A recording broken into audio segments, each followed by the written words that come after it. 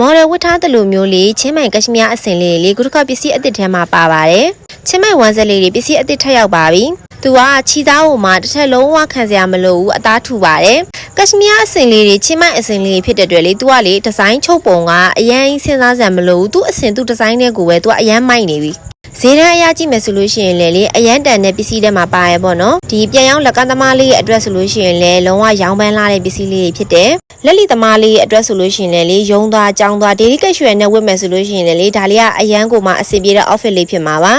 ချီသားလေးလဲဝတ်ချင်တဲ့တစ်ထက်လဲမခံချင်ဘူး